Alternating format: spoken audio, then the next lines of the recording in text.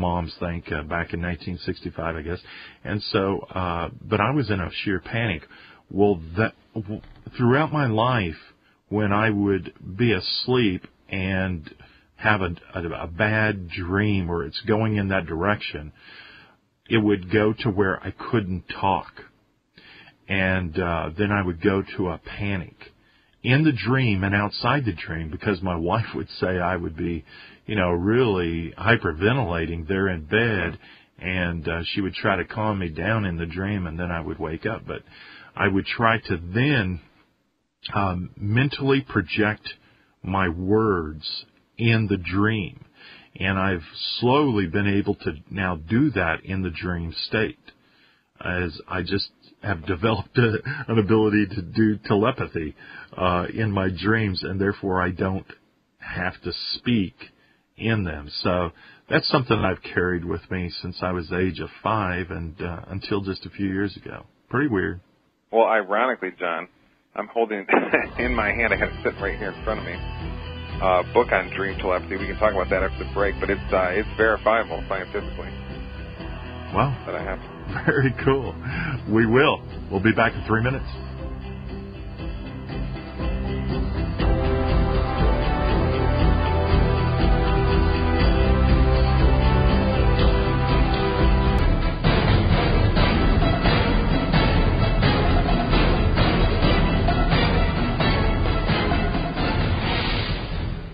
Hey, Jeffrey, just before the break, you mentioned that you had a book or a DVD there on your shelf about that very thing.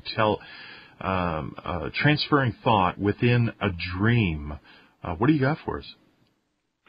It's a book called The ESP Enigma, The Scientific Case for Psychic Phenomenon by Dr. Diane Hennessy Powell. And she, in Chapter 2 here, goes through all kinds of experiments. It's totally ironic. Maybe it's a synchronicity or something. Or just coincidence that you brought that up and I had this book right here in front of me. But, it talks about lots of experiments done where basically people would be there. It's most effective when people are awakened, when others are watching them sleep and they go into the rapid eye movement state. Now, I think that we dream in all different times of sleep other than just REM sleep. But that's what the academics demand. So what they would do is wake someone up during their REM sleep and have them instantly record their dream, while people in a next room or something were trying to make an effort to inject thought into them and so forth, and try to think the same thoughts as they're dreaming. And it would work at 63%. Something would happen which would be considered a hit. Now. And it would be done so that it's an either or situation. Either yes, it's a yellow, or it's not yellow. The thing that they were thinking about. If it's a school bus, for example, if that's what was being dreamed about, and then the person in the next room is talking about a yellow car, they would consider that a hit. And what they would have basically is 63% success rate, and it was all very carefully done. It was not a kind of sloppy experimentation. They did tons and tons of these. I think in the thousands of these experiments, got to 63%. Now, the reason that number is significant is because the way they were doing it with either or answers, yellow or not yellow, it should be 50% would be chance. Okay, since there's two options. Yes.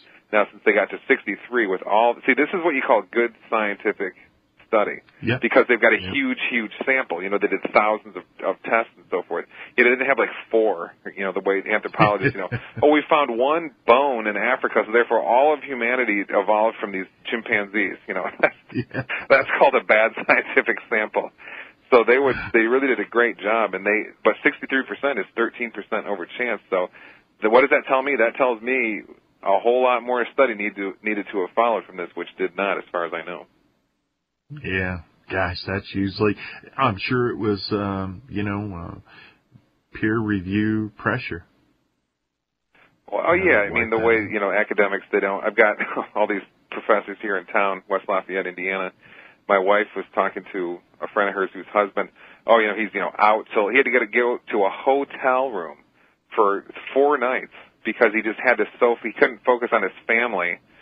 How pathetic is this, John? He couldn't focus on his family. He had to go to the a hotel so he could just focus on his grant work. I'm just thinking he's that worked up over trying to get money so they will fund his research.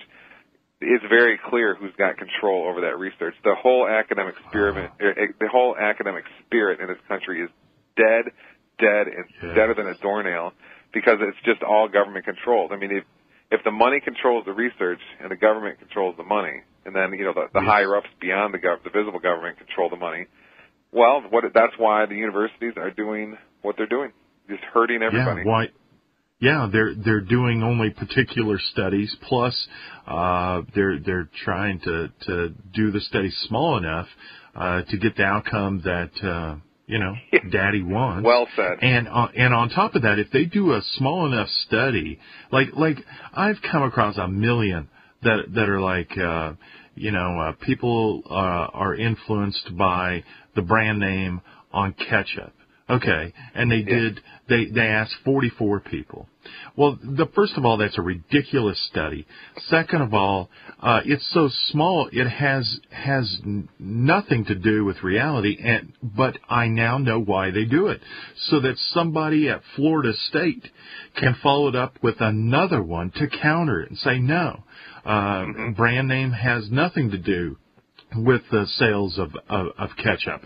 And he'll have 72 people to validate his study. I mean, so they can just perpetuate this whole cycle of funky science and get it funded. That's what I thought. I got a great one for you, John. You're going to love this. I remember back when I was writing corporatism, there was a big study that half of chapter 5 is on vaccines.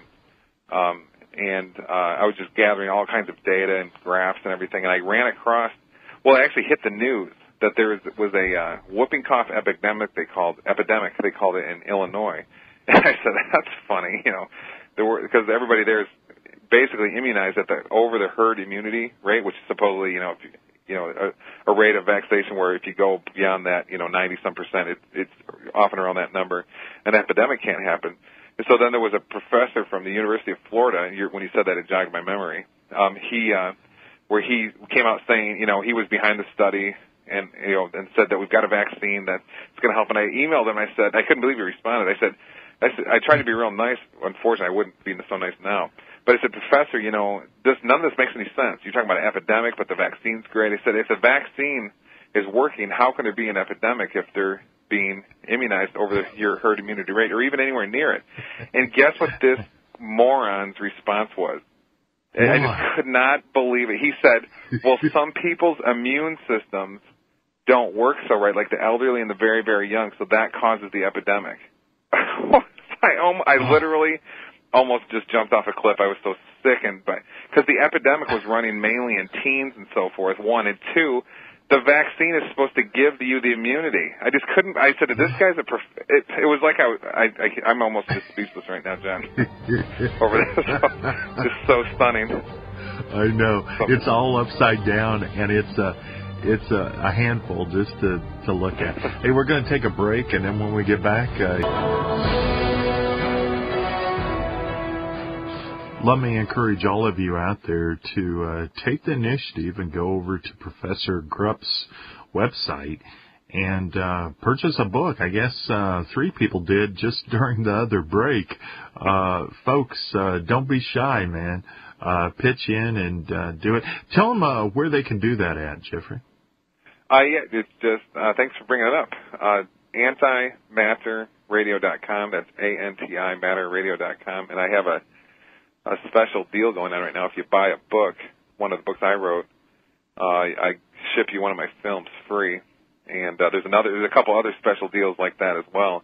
And if you just go to that site, you'll see it right on the very top, just announced right there, and then on the web, they want the homepage there, all those specials. So anybody who purchases it, I just really appreciate it that you're supporting me.